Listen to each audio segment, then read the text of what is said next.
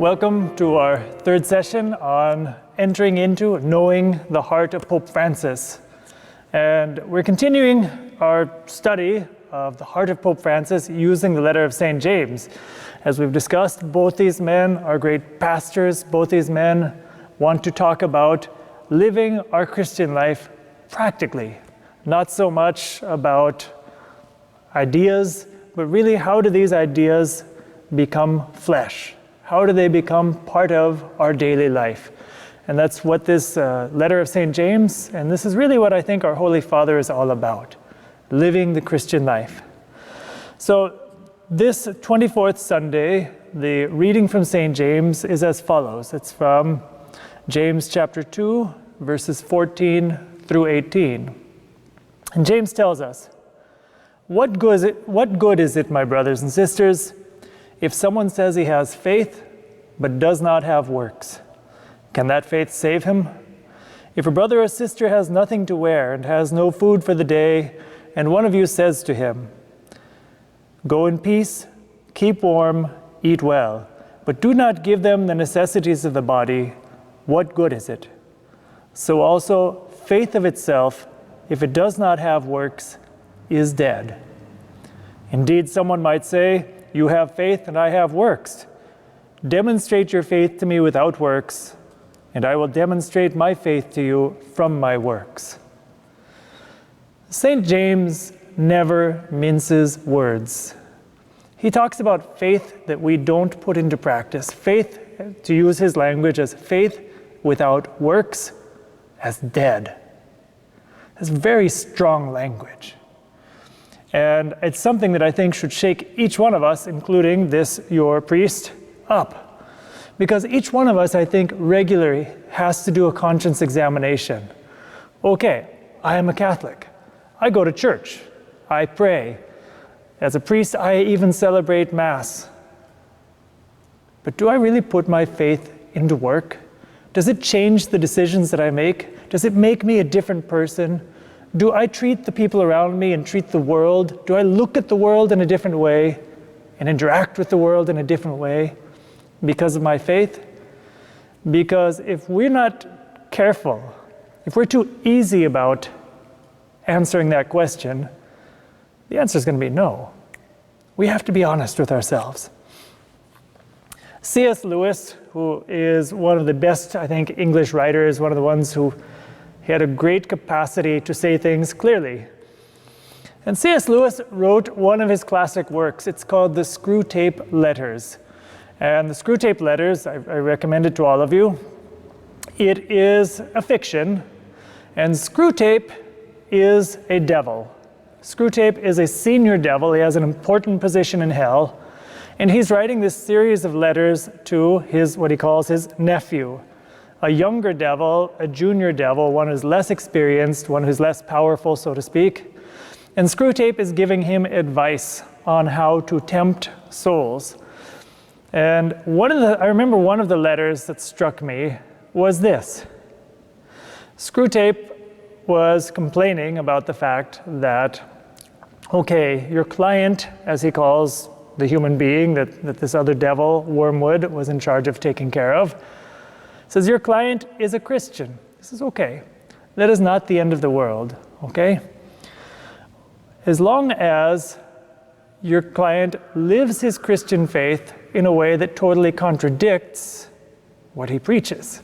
And he gives an example of this. He says, for example, when people talk about loving their neighbor, don't try to just tell people not to love their neighbor, because they will know better. If we tempt a person saying, don't love your neighbor, hate your neighbor, you're going to know that came from the devil. However, Screwtape says there are lots of ways that you can make love your neighbor something completely ineffectual. And this is what he suggests. Try to convince the person that you're tempting, again, this is Screwtape, the devil talking, try to convince the person that you're tempting that your neighbor is always somebody far away. That the neighbor that you need to help lives in Africa, lives in India, maybe lives in South America, some completely different part of the world where you have no practical contact with them. And then also try to convince the person that you're tempting that those people that are immediately next to you, those ones you live with, he gives the example of your mother, for example, who has rheumatism. She's not your neighbor. Your neighbor is the person on the other side of the world. So he says we can go through life, for example, forgetting the fact that my mother has arthritis, forgetting the fact that my mother has rheumatism and bad joints and needs my help, forgetting about her because she's too close, because I'm worried about my neighbor who's over on the other side of the world. And I'm praying for some imaginary neighbor who doesn't even really exist. The neighbor becomes something that's only in my mind. That's what St. James is talking about. He says, if you see the person next to you in need, and being in need could be anything. It could be a person who needs clothing, yes. It could be a person who's sick, definitely. Could it be a person who needs food? Definitely. Could it be a prisoner who needs somebody to visit them? Definitely. Could it also be a family member who needs you to be a Christian example? Definitely. Could it be your friend who needs you to bring them to church? Even more so. You see, our neighbor is not some imaginary person who's way off on the horizon. Our neighbor is the person right in front of us, the person right there, the person who has real needs, even if I don't want to necessarily recognize them. And the other thing is that Screwtape recommends, he says, if you're going to pay any attention to your mother at all, again, he's talking about tempting a human being to, in a certain sense, ignore his own mother because he's worried about the people on the other side of the planet. He says, if you're going to pay any attention to your mother at all, make sure that you only pay attention to her spiritual well-being. Don't focus, like we said, on the fact that she has creaky joints or she needs help up and down the stairs. You ignore those things. Focus on her spiritual well-being, her eternal salvation. Focus on things that don't drag you out of your comfort zone. Well, what is Screwtape doing? He's basically saying, don't look at the person in front of you as a human being of flesh and blood. St. James had a lot to say about that kind of a faith. He said, if we see a person who is hungry and we say to them, eat well. If we see a person who's cold and say, I wish, keep warm, take care, God bless you, toodaloo, and we don't take care of them, our faith is dead. It is dead. Pope Francis has his own way of saying things. And in Evangelium Gaudi, he says the following.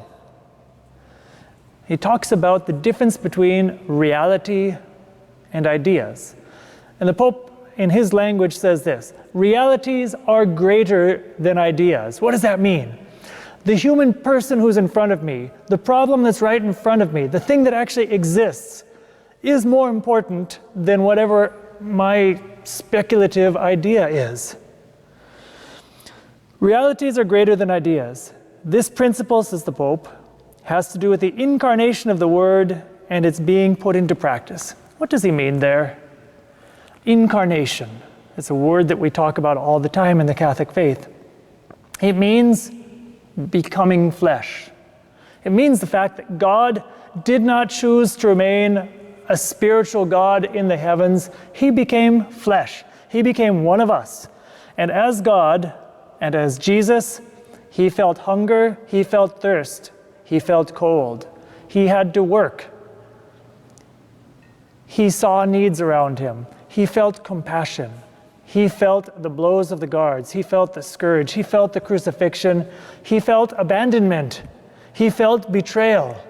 He felt everything that every human being has ever felt. He knows it. That's what it means for our faith to become incarnate. Because God became incarnate. And he says, I became like you so that you can become like me. So this is what Pope Francis says. This principle has to do with the incarnation of the Word and its being put into practice. And then he quotes from the Gospel writer St. John in his first letter. By this you know the Spirit of God. Every spirit that confesses that Jesus Christ is in the flesh is from God. So, what is John trying to tell us, and what is the Pope quoting him for? It's this. When we see Christ in our neighbor, when we know that Christ has to change the world around me and change the way that I deal with the world, that's when my faith is alive. That's when my faith is real.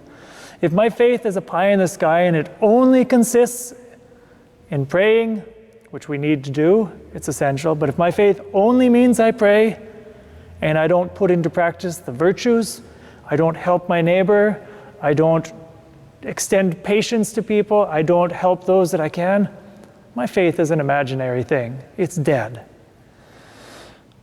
And continuing with Pope Francis, the principle of reality, of a word already made flesh and constantly striving to take flesh anew, is essential to evangelization. You see those words?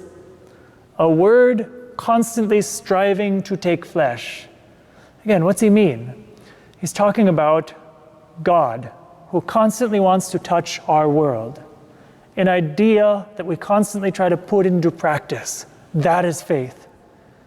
This is something central, he says, to evangelization.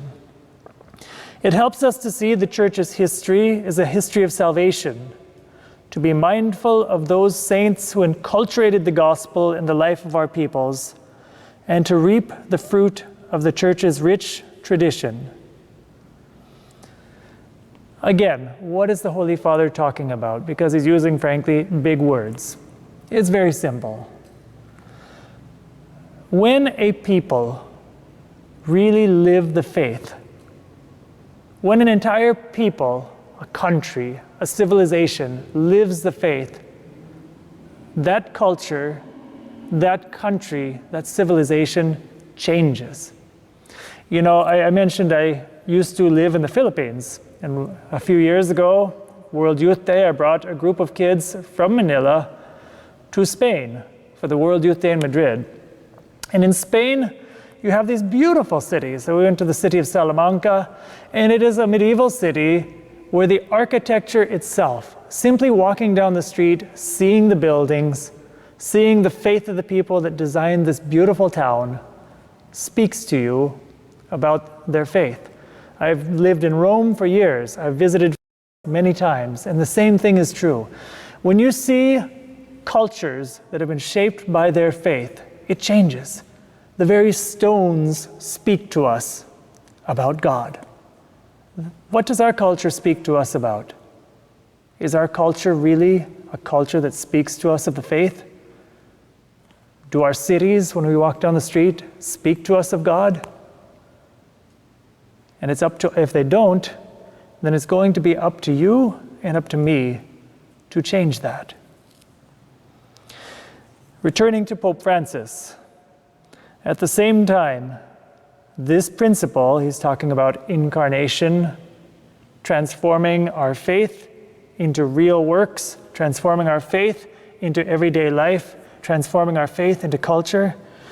At the same time, this principle impels us to put the word into practice, to perform works of justice and charity, which make that word fruitful. Not to put the word into practice, not to make it reality, is to build on sand. Now, I think it's always helpful if we see examples. And we can ask ourselves, where do you and I see examples of people who put their faith into practice? Of people who look at other people and extend a hand, who look at other people and see God and reach out and touch God. Well, the number one place we can find those examples is in the saints.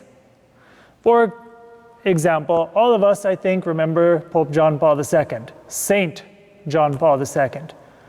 Again, I was fortunate. I lived in Rome for a number of years. I was actually there during the last years of his life. I was in St. Peter's. I actually got to walk by his tomb after he died. I was also there when Pope Benedict stepped out. But what was it about John Paul II that struck people? Well, first of all, they knew when they saw this man praying, he meant it. And everything about him, every gesture that he made, was an act of love to the people around him. Let's think of another example, one that's even more striking, I think. Mother Teresa of Calcutta. I remember as a small child, even before I was very religious, before I even considered being a priest, I was just a normal kid. I knew that if there was one person in the world, I didn't even know who the Pope was at the time, but I knew if there's one person in the world who was a Catholic, who was really living their faith, it was Mother Teresa of Calcutta. Why? Because you saw her touching lepers. You saw her giving her life to the poorest of the poor. You saw her spending every ounce of her strength, of her life, and of her energy to bring Christ to people. And even people from other religions, they saw her and they understood. That is faith being lived. Even if I'm not Catholic, the example of a Mother Teresa of Calcutta left a mark in the entire world. So the question I think we can ask ourselves then is this: what does Christ want from me? What is Christ asking of me? Who are the people that I'm supposed to touch? Okay, I know not everybody is called to be Mother Teresa. Some of us are called to evangelize business. Some of us are called to evangelize schools. Some of us are called to evangelize our friends. Some of us are called to evangelize other things. The sky is the limit. What does Christ want me to do? And to make life simple, again, going back to Mother Teresa, let's just cite one last phrase. Begin with the person who is in front of you. Begin with the one right there. You don't have to look very far. Begin with the person that is staring you in the face. If we do this, we'll be living up to Pope Francis's program. If we do this, we'll be living up to what the Apostle James tells us. Demonstrate your faith to me without works, and I will demonstrate my faith to you from my works. Let's all work to demonstrate our faith by the way that we love our neighbors. In the name of the Father, and of the Son, and of the Holy Spirit.